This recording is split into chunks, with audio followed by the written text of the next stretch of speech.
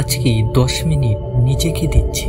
আমি সবার প্রথমে তাকে ক্ষমা করে দিচ্ছি যে আজ আমার উপর রাগ করিয়াছে। আমি তাদের ক্ষমা করছি যে বদলে গেছে। আমি সেই সব আশাকে নিজের কাছ থেকে আলাদা করছি যা অন্য কারো কাছে আজও বেঁচে আছে। আমি অতীতের সব খারাপ অভ্যাসকে ছেড়ে দিচ্ছি। এই দুনিয়ায় সবাই মানুষ, আর মানুষের মধ্যে ভুল হয়েই যায়। এই জন্য আমার দ্বারাও ভুল হয়েই যায়। ভুল হওয়া একদম ন্যাচারাল। আমার কাছে আজ যা কিছু আছে তা যথেষ্ট।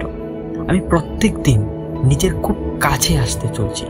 খারাপ করা, কারো ব্যবহারকে সন্দেহ করা, কারো জীবনকে খারাপ নজরে দেখা, নিজের ভুলের জন্য অন্যকে দোষ দেওয়া, দুঃখে থাকা, কান্না করতে থাকা, এইসব অভ্যাস আমার থেকে অনেক দূরে।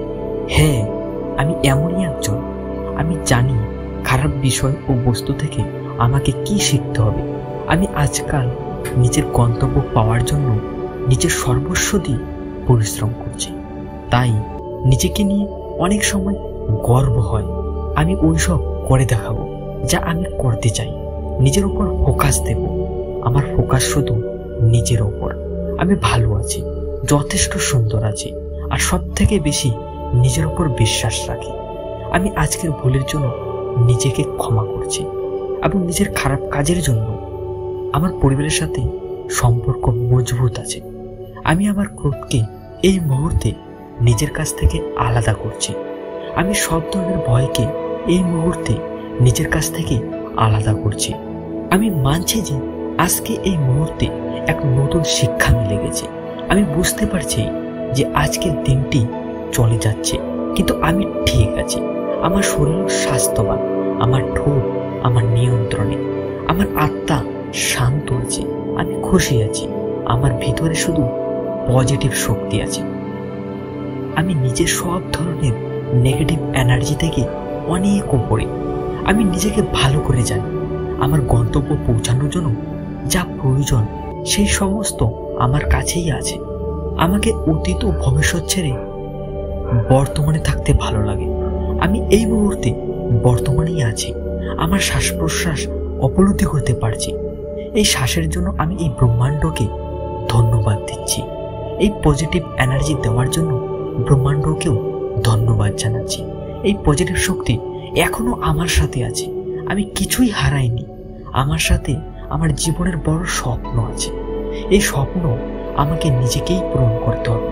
আমার মধ্যে সেই সব ক্ষমতা রয়েছে যা আমার স্বপ্ন পূরণের জন্য যথেষ্ট। আমার নিজের উপর পুরো ভরসা আছে। আমার মধ্যে এমন সাহস আছে যে সব ধরনের কঠিন পরিস্থিতিতে আরামসে সইতে পারবো।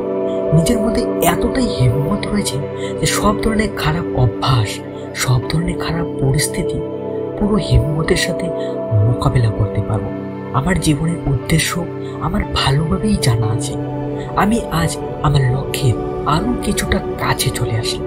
আমার খুব ভালো লাগছে, কেননা আমার সাথে আমি নিজে খুদ রয়েছি। আমার পরিশ্রম আমার স্বপ্নের আরো কাছে নিয়ে চলছে। আমি এমন একটি রাস্তাতে রয়েছি যেটি আমার উদ্দেশ্যের দিকে এগিয়ে চলছে। আমি আমার উদ্দেশ্যকে ভালো করেই দেখতে পাচ্ছি, অনুভব করতে পারছি।